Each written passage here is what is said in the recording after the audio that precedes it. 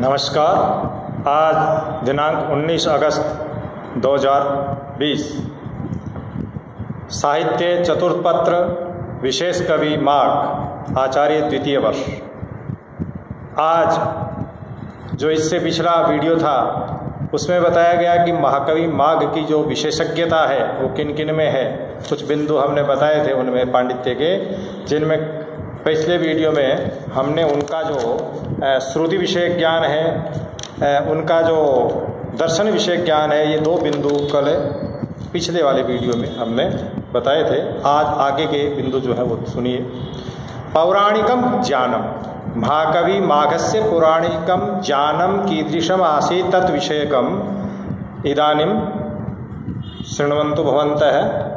महाकवि माघस्य पौराणिक ज्ञानम अपूर्वमासीत् तेन रामायण महाभारत गीता पुराणादीनां पूर्णम अध्ययनम कृतमासीत्। उनके द्वारा पूर्ण अध्ययन इनका किया गया। तत्काव्ये प्रतिपदम पौराणिकाख्यान सूचकाः शब्दाः उपलभ्यन्ते। हर शब्द के पीछे पौराणिक आख्यान प्रस्तुत है। यथा नारदस्य कृते द्वितीय प्रथमे सर्गे नारदस्य व्यवहार कृष्णेन सह वर्तते। द्वितीय सर्गे कृष्ण उद्धव बलरामानां त्रयाणां मंत्रणा वर्तते। तत्र पौराणिक शब्दानां विशिष्टाः प्रयोगाः सन्ति। तत्र नारदस्य कृते चिरंतनो मुनि, एषः है चिरंतन शब्द पौराणिक वर्तते, पुराणेषु उक्तः। बलरामस्य कृते क्षीरपाणि, रेवती जानी मूसलपाणि, एतादृशाः शब्दाः प्रयुज्यन्ते महाकवि माघेन। एवमेव राहु अस्ति ग्रह, तस्य राहो कृते सैंहिकेयः, सिंहिका नामधेयी तस्य माता आसीत्, तस्मात् कारणात् सैंहिकेयः ये शब्द जो है राहु के लिए है। सूर्यस्य कृते अनुरुसार्थी, बिना उरु वाला अनुरु होता है, और अनुरु जो जिसका सारथी है वो अनुरुसार्थी कौन हो गया? सूर्य। ये काश्यप के पुत्र थे जिनके पैर नहीं थे, विकलांग थे, तो उनको सारथी बना दिया गया सूर्य। अगर हम देखें तो प्राचीन काल का एक आरक्षण था कि कोई मुफ्त की न खाए, इसलिए उनको काम उसकी बुद्धि के अनुसार, सारथी जो होता है उसको पैर की जरूरत तो नहीं होती, वो घोड़े के पीछे रथ पे आगे बैठा होता है और घोड़े का संचालन करना होता है, तो ये संचालन कर रहे हैं। श्री कृष्ण के लिए भी मुरद्विषा, मुर नाम का जो राक्षस है उनके शत्रु, ये पौराणिक आख्यानों में आता है तो पौराणिक नाम है। यदि चेति विविध शब्दान पौराणिक प्रसंगान सूचयति, इनके द्वारा प्रयुक्त किए गए जो ये शब्द हैं ये पौराणिक आख्यानों की तरफ संकेत करते हैं। इनसे जानकारी मिलती है कि वो पुराण साहित्य के बड़े विद्वान थे। अगला बिंदु है संगीत शास्त्र का। इसका हम देखते हैं कि जब वो नारद जी आकाश से नीचे उतरते हैं तो उनकी जो गति है वो बड़ी तेज है। तीव्र गति के कारण उनके हाथ में जो वीणा है, उनके जो तार हैं उन पर दबाव पड़ता है और वो बजने लगते हैं। तो वो बजते हैं तो ऐसा लगता है जैसे 7 स्वर, 21 मूर्छनाएं, 22 श्रुतियाँ, 3 गांव एक साथ उससे प्रकट हो रहे हों। नारद जी की वीणा का नाम है महती। तो देखिए ये पद्य है पहले का 10वां, कि देवताओं का संदेश लेकर के नारद जी द्वारकापुरी में आ रहे हैं। तो धरती पर उतरने से पहले वो आकाश से नीचे की ओर आ रहे हैं, तो हवा से उनके वीणा के झंकार से निकलने वाले स्वर हैं। रणद्भिराकट्ठनया नभस्वत पृथग् विभिन्न श्रुतिमण्डलैश्वरैः स्फुटीभवत् ग्राम विशेष मूर्छनामवेक्षमाणं महतिं मुहुर्मुहुः। इस प्रकार के स्वरों को ग्राम विशेष प्रकार की मूर्छनाएं, स्वर के उतार चढ़ाव को मूर्छना कहते हैं। सरगम पद निशा ये 7 स्वर हैं। ऋषभ गांधार और मध्यम ये ग्राम हैं। और 22 प्रकार के श्रुतियाँ हैं, 49 प्रकार के ताने हैं। ये सारे उनकी महती नाम की वीणा से निकल रहे हैं। नारद जी इस प्रकार की महती वीणा को स्वयं देखते हुए, बार बार देखते हुए, और श्री कृष्ण को वो देखते हैं। वायो आघट्टनेन महर्षे नारदस्य वीणातः समुत्पन्नाः सप्तस्वराः श्रूयन्ते अपि च त्रयो ग्रामाः सप्त एकविंशति मूर्छनाश्च स्पष्टं श्रूयन्ते। एतदतिरिक्तं कदा कः स्वर निषिध्यते कश्च कदा ज्ञेयः इति निर्देशोपि उपलभ्यते। इस प्रकार का निर्देश भी उपलब्ध होता है। तस्य राजनीति विषय ज्ञानमिदं विशिष्टम वर्तते। राजनीति का ज्ञान उनके पग पग पर प्राप्त होता है, लेकिन दूसरा सर्ग जो है उसका विशेष उदाहरण है। महाकविर माघस्य राजनीति शास्त्र विषय ज्ञानम तो अत्यंतम उत्कृष्टम आसीत्। षड गुण शक्तित्रय पंचांग उदयस्त्रय। राजनीति के 6 गुण, जिस प्रकार बौद्ध दर्शन है उसमें 6 गुण है, इधर राजनीति के 6 गुण है। 3 प्रकार की शक्ति, प्रभु शक्ति, मंत्र शक्ति, उदय शक्ति। इसी प्रकार 3 प्रकार के प्रभुदय, मंत्रोदय और ये तीसरा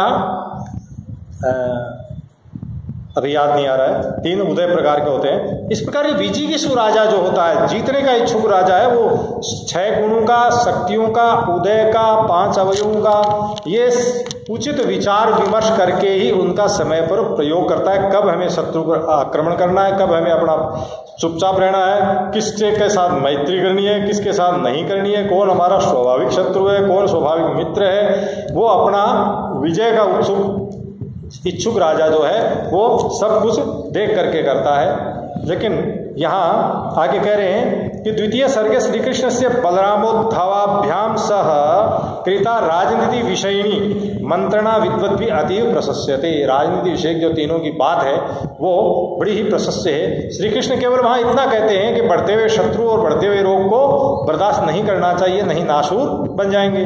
बलराम उनकी बात का समर्थन करते हुए कहते हैं कि कृष्ण की बात एक सूक्ष्म रूप में है, सूत्र रूप में है, और इसका भाष्य मैं बता देता हूँ। तो वो विवेचन करते हैं, वो पौरुष की महिमा गाते हैं। पौरुष ही सब कुछ है, पौरुष के कारण हर कोई उससे अधीन हो जाता है, ये सब बातें वो बताते हैं। तो जाहिर है उनके तर्क भी एक से एक बढ़ करके हैं। वो कहते हैं कि सूर्य जिस प्रकार तेजस्वी है तो राहु उसको बहुत कम डसता है, और चंद्रमा को एक साल में कई बार डसने आ जाता है, क्योंकि यहाँ शक्ति ही सबका उदाहरण है।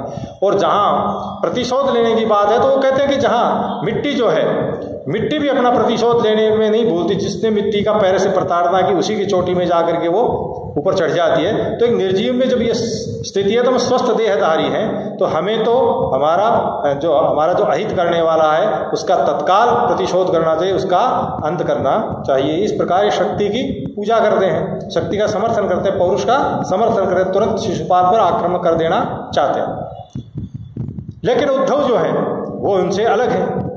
बलराम जी अच्छे तर्क देते हैं, कहते हैं कि उद्धव ऐसा कहेगा, ऐसा कहेगा, सबका वो जवाब देते हैं। लेकिन उद्धव तो बहुत आगे की सोच रहे हैं। वो श्री कृष्ण से कहते हैं बलराम जी ने जो कुछ भी कहा है बिल्कुल सही कहा है, और इनके बाद में कहने की कोई जरूरत भी नहीं है। तो वहाँ एक मूसल पाणी शब्द का प्रयोग करते हैं, बड़ा ही सुंदर है, व्यंग्य है वो, कि मूसल की तरह, मूसल है हाथ में जिसके मोटी मुद्दर, तो उसी प्रकार इनकी बुद्धि भी इसी प्रकार की है कि सूक्ष्म तत्व पर विचार नहीं कर पाते हैं। तो कुछ उदाहरण हैं। विपक्ष अखिलीकृत्य प्रतिष्ठा खलु दुर्लभा।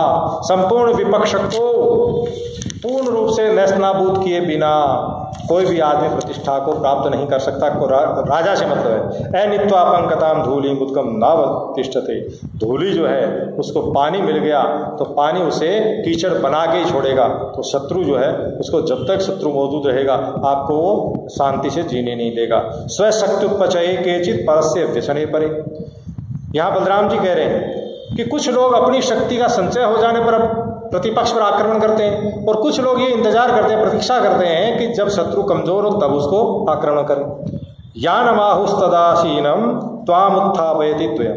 हे राजन, हे कृष्ण, तुम्हारे पास यान करना, प्रस्थान करना किसके लिए? युद्ध के लिए। तो तुम्हारे पास दोनों ही चीजें हैं, अगला कमजोर है और तू शक्ति संपन्न है, इसलिए कोई कारण नहीं बनता शिशुपाल पर आक्रमण न करने का। इसलिए ये राजनीति विषय ज्ञान जो है, और उसके बाद में जो उद्धव जो वक्तव्य देते हैं वो तो बड़ा ही गजब का है। उद्धव जो हैं वो पहले बलराम की व्यंजना में प्रशंसा करते हैं और फिर धीरे धीरे उनको पथ पर लाते हैं। वो कहते हैं कि बुद्धि और पौरुष दोनों की बिल्कुल जरूरत है। इस प्रकार एक विद्वान कवि जो है उसको शब्द और अर्थ की जरूरत होती है, उसी प्रकार एक विजिगीषु राजा को इन दोनों की जरूरत है। जिसकी जहाँ जरूरत है, जिस समय जरूरत है, वहाँ उसका प्रयोग करना बड़ा ही वो उचित है। और रही बात तत्काल आक्रमण करने की, तो वो कह रहे बिल्कुल इसकी जरूरत नहीं है, क्योंकि आपने अपनी बुआ को 100 अपराध शिशुपाल के क्षमा करने का वचन दे रखा है।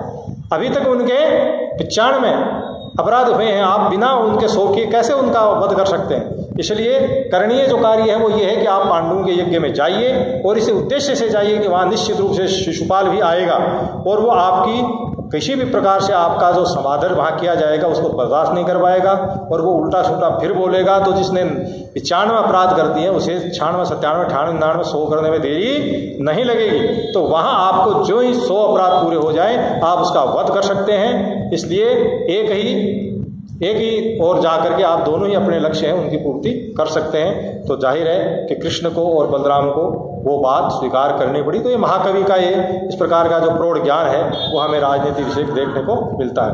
आयुर्वेद विषय ज्ञान महाकवि माघस्य आयुर्वेद शास्त्रीय ज्ञानम अभी सर्वांगम पूर्णम आसीत, संपूर्ण अंगों से पूर्ण था। यत्र क्वचित से आत्मान वैद्य रूपेण प्रस्तुति, कहीं कहीं तो वो अपने आप को डॉक्टर के रूप में, चिकित्सक के रूप में प्रस्तुत करते हैं। यथा ही चतुर्थोपाय साध्येतु रिपौ शांतम अपक्रिया स्वेद्या मामज्वरम प्राज्य कोम्बशा परिसिंचति, कि कोई के श्वेद्य पसीना ला करके, जैसे ज्वर को, बुखार को मिटाना है, यानी बुखार को कोई बीमारी ऐसी है जिसको पसीना ला करके, पसीना निकाल करके शरीर को काढ़ा वगैरह लेकर पसीना निकाल करके और उसको मिटाया जाता है। इस प्रकार के तपते हुए जलते हुए शरीर को अगर कोई नहाएगा ठंडे पानी से तो क्या वो रोग शांत हो जाएगा? बिल्कुल नहीं। तो इस प्रकार ये कह रहे हैं साम दाम दंड भेद, चौथा उपाय जहाँ जरूरत हो वहाँ उसकी प्रयोग करना चाहिए। जहाँ शांति से काम चल रहा हो वहाँ शाम नीति प्रयोग करें। चारों नीतियों का वो जिक्र करते हैं। एतादृश कै मानव भविष्यति या खलु स्वेद्यम आमज्वरम जलेन सिंचति, जो पसीने से युक्त है, जहाँ पसीना लाया जाना चाहिए उस प्रकार के बड़े जो आमज्वर विशिष्ट है, मलेरिया वगैरह, उसको जल से कौन व्यक्ति है जो सिंचन उसका करेगा। स्वेद्यम आमज्वरम स्वेदेनैव साम्यति, स्वेद्य पसीने वाला पसीने से ही शांत होता है, जल स्नान से तो वो बढ़ता है। राजयक्ष्मा रोग है रोगाणाम राजा, राजयक्ष्मा नाम का एक रोग है जो रोगों का बड़ा राजा है। तो उसके बारे में वो कहते हैं कि राजयक्ष्मेव रोगाणाम समूह से महिभृताम, वो राजाओं का एक समूह है। शिशुपाल अकेला नहीं है, वो कह रहे हैं कौन?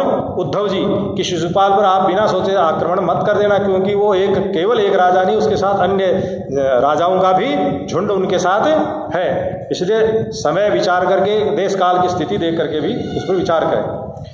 अब उनका ज्योतिष शास्त्र विषय ज्ञान भी है। महाकवि माघस्य ज्योतिष शास्त्र विषय ज्ञानम, उसमें भी क्या है? उनकी अप्रतिहता गति राशि, अप्रतिहता गति, कहीं रुकने वाली गति उनकी नहीं है। ज्योतिष शास्त्रे पुष्य नक्षत्रम सर्व सिद्धि कर्म मन्यते, महाकवि माघ भगवत श्री कृष्ण से रथम पुष्य नक्षत्रेण उपमिमीते।